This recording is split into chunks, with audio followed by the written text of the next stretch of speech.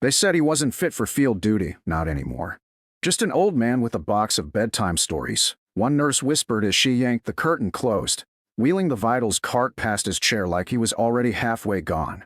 Walt Carmichael didn't reply. He never did. He just sat quietly by the window of Mill and Field Assisted Living, sunlight warming the veins on his hands, his gaze steady on the storm-worn wooden box above his dresser, sealed since 1972, untouched, unread, unasked about. The staff joked it was full of broken radios or love letters from a war nobody won. They weren't curious. No one really was. Except for Walt. Every morning he reached for that box, touched it with the same 2 fingers, like checking a pulse, then went about his day in silence. But 1 week before the sky opened up and tried to tear the town in two, that same silence began to hum, not loud, not obvious, but deliberate. And if you believe wisdom doesn't retire, if you believe some leaders don't need permission to lead, then like and subscribe, because what Mill and Field forgot was about to remind everyone what still lives beneath old skin and steady hands. Walt Carmichael walked without permission. Not because he couldn't remember the schedule, but because he remembered more than they ever would. 87 years old, tall but slightly hunched from time and decisions made far from home, Walt moved with a limping rhythm that spoke more of training than injury. His boots, always boots, never slippers, thudded softly on the tiled halls of the rec center where the town's annual storm-ready fair was setting up. Banners flapped, booths buzzed with glossy pamphlets, a local scout troop practiced first aid drills beside a food truck. Teenagers passed around flyers about drone-based emergency mapping. Someone gave a speech about digital disaster resilience. Walt waited until they stopped clapping before stepping forward. "You're not on the list," said the volunteer coordinator, a young man named Devin with a clipboard and a tight smile. "We appreciate your interest though, sir." Walt nodded once, not out of agreement, but out of discipline. He offered nothing in return but silence. Behind him, some kids giggled. "Dude looks like he thinks walkie-talkies still win wars," one whispered. "Let him hand out hot dogs or something."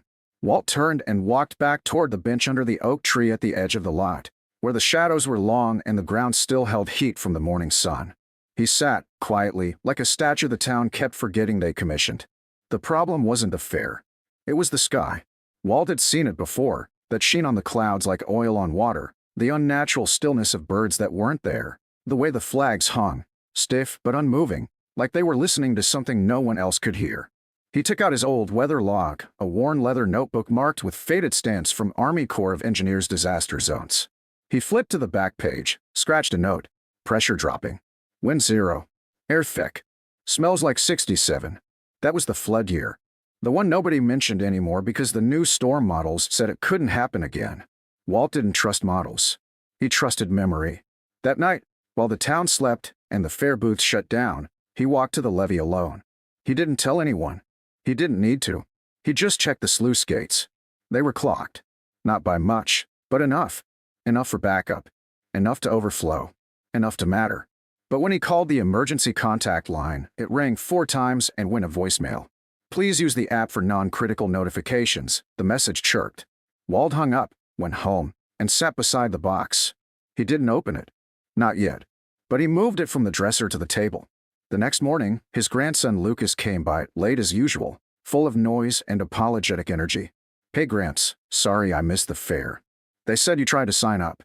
Walt nodded. Lucas chuckled awkwardly, rubbing the back of his neck. "They're all digital now, real-time weather alerts and AI-based deployment. It's wild. You wouldn't believe what the tech can do." Walt didn't respond. Just looked out the window. The sky hadn't broken yet, but the silence had grown. The kind of silence that feels like breath held too long. "Something's coming," he muttered. Lucas frowned. "You said that yesterday." Walt looked at him then. Really looked. "And you didn't listen yesterday either." Lucas left after lunch, promising to check in again tomorrow. But by then it would be too late. That evening, Walt pulled out a folded topo map from the false bottom of the box, decades old but still precise. He laid it out beside the weather log and traced the path of a funnel no one had confirmed. No sirens. No alerts. No warning. But Walt knew. Not from apps, not from satellites. From the way the wind paused like it was thinking. From the way dogs barked and then went dead quiet. From the way the shadows fell in places they shouldn't. So he did what he had always done. He checked the fence line. He packed a go-back. And he waited, not to survive, but to be ready when no one else was. Because when the clouds cracked open and the wind came screaming like freight trains out of the dark, no one remembered the old man with the sealed box until he was the only one still standing. It started as a flicker on the weather app. Level 1 cell drifting in from the western ridge, flagged as mild, barely even worth a text alert. People didn't cancel plans. They brought in folding chairs and kept the grills hot, laughing under pop-up tents at the idea of rain, because Millenfield hadn't seen a real storm in years. But Walt Carmichael wasn't looking at apps. He was looking at the clouds, the color of old steel and split copper, the way they layered without moving, low and heavy like a ceiling about to fall. He'd seen this before: Mississippi 66, Kansas 74, Missouri in 89. Different zip codes, same sky. While the town played cornhole near the gazebo, Walt was down at the service bridge again, kneeling slow over the south drain hatch with a wrench and a flashlight. No one had asked him. No one knew he still had the master key. He found the first backup exactly where he expected: 3 feet of standing water blocked behind a chain-link leaf choke that no one had cleared since early March. The new system didn't monitor that drain. Low-priority runoff, the town engineer had told him last year, smiling wide like the data couldn't be wrong. But water doesn't care about software. It follows the path of least resistance, and when the town square is lower than the eastern levee, Walt knew what would happen next. He pulled his phone from his chest pocket, not to check a radar, but to call Dorothy Lynn, his old CO's niece who worked storm logistics at the state level. "Dorothy," he said, "they're calling this a level 1. It's not." She hesitated, then lowered her voice. "I know. We're watching it. AI downgraded it too fast. It's reforming and fast. You've got 4 hours, maybe less." Walt hung up without goodbye. He'd never needed one. By the time the mayor called a precautionary advisory over Facebook Live, Walt had already packed a sandbag line along the east lot of the community center, chalked off 3 routes on his old town map for possible runoff redirection, and sent Lucas, his reluctant but loyal grandson, to borrow the key to the maintenance shed behind the firehouse. "You sure about this?" Lucas asked, eyes wide as the wind picked up. "Real now, not theoretical." Walt nodded once, gripping the edge of the map so it didn't fly from the hood of the truck. "You've got 15 minutes before people realize this ain't just wind. When they do, they'll freeze. That's when we move." Sure enough, at 6:17 p.m., the air snapped in half with a sound no one in Millenfield had heard before. Not thunder, not wind, something deeper, like the sky itself inhaling. The sirens failed to start. Too late. Too glitched. Too trusting of sensors that were waterlogged by the very drain Walt had cleared by hand. Downtown lights blinked out. Cell signals died. People screamed in the dark. Cars reversed into each other in panic. The sheriff's office couldn't raise dispatch. And somewhere in the chaos, 3 children became separated from the youth center's storm shelter group. While the town scrambled, Walt was already moving. Flashlight clipped to his collar, radio on the emergency band. He barked coordinates into the old shortwave unit he'd kept since retirement, patched through a car battery he'd rerouted by hand. Southwest breach. Community center at risk.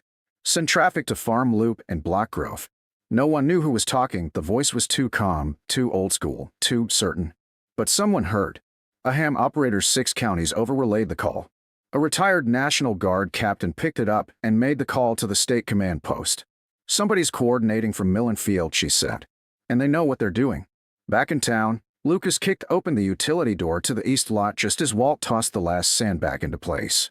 "Gramps, 3 kids are missing," he said, panting, soaked. Walt didn't ask who, where, or how. He turned toward the open storm shelter hatch, then back toward the alley behind the old school building. "They'll be there," he said. "That hallway's the lowest. It floods first." Lucas hesitated. "How do you know?" Walt looked at him, not with arrogance, but memory. "Because I helped pour the concrete when they rebuilt it in 81. They moved without question. In 15 minutes, they found the kids 2 huddled in a stairwell, the third halfway up a ladder in the utility closet crying for her mom." Walt lifted her with a grunt and whispered, "You're safe. I've got you."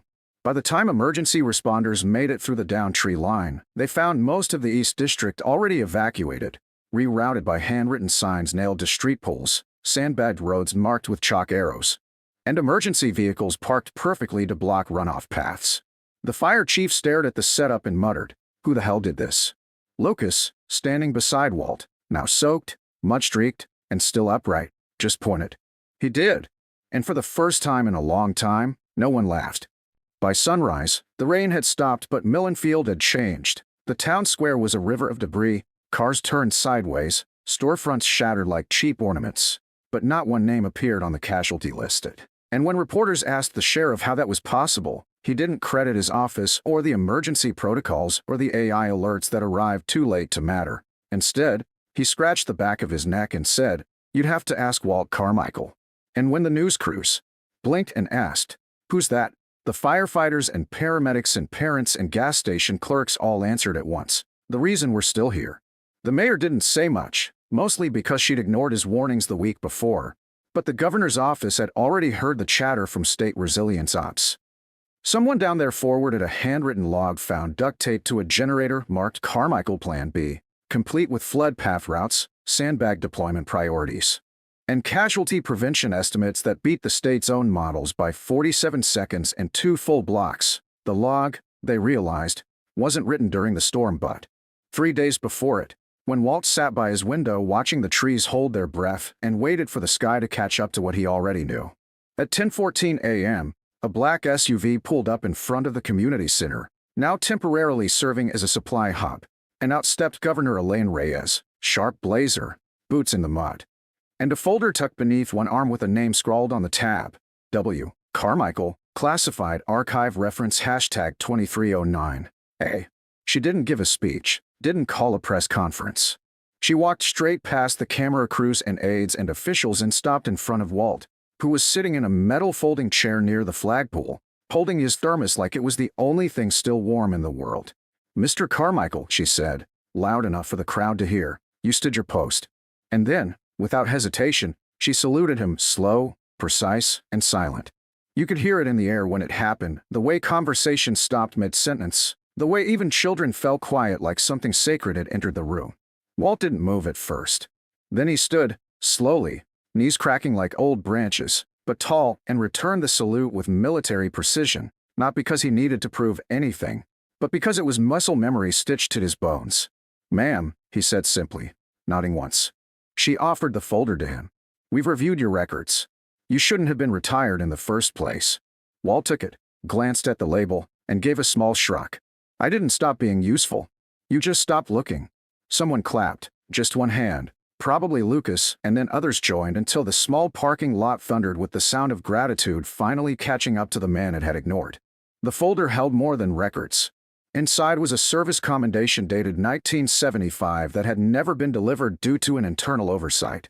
It also held a draft offer from the State Emergency Planning Board, not for a ceremonial position, but an advisory lead role for rural crisis readiness training, starting immediately. Walt didn't answer right away. He just stared at the map that had been included, his own hand-drawn redline perimeter copied and laminated for training purposes. "Use it," he said, "but don't clean it up. Leave the coffee ring. They'll remember it better that way." That night, as the town tried to return to something like normal, they renamed the flood route he cleared by hand. Carmichael Line, Evat Priority A. Lucas helped hang the sign. The mayor didn't protest. She just showed up early, left a plate of cornbread on his porch, and muttered, "I should have listened." Walt didn't rub it in. He never did. He just nodded, then picked up a rake and helped the neighbors clear what was left of the school playground. Days later, the town council met quietly and without ceremony voted unanimously to install a permanent bench at the south levee, right where Walt had stacked the first sandbag, and next to it. They placed a plaque etched with 5 words that had somehow come to define the whole week. "He stood when we froze." Walt never made a big deal out of it. When someone asked how it felt to finally be seen, he just said, "Doesn't matter if they see you. Matters what you do when they're blind." And every morning, even months later, he still sat by the window of his room at Millenfield, box unopened, thermos steaming, eyes watching the sky, not because he expected another storm, but because somebody still had to check. And now, when new recruits in the state's disaster program sit for their first lecture, they're handed a scanned copy of a single weather log dated the week before the tornado. The header reads, "Millenfield Risk Assessment, Red Flag Conditions," and below it, a signature no one recognized at first, until someone finally whispered, "Wait, isn't that the old man with the box?" And the instructor smiled, tapped the page, and said, "That man? He's why we still call it leadership, even when it limps."